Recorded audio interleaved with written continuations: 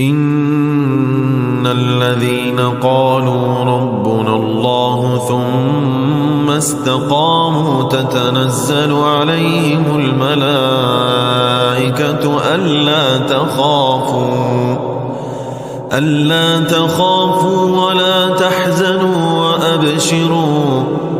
وأبشروا بالجنة التي كنتم توعدون نحن أولياؤكم في الحياة الدنيا وفي الآخرة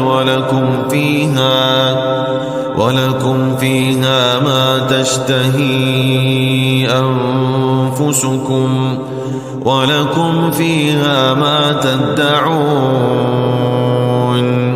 نزلا من غفور رحيم.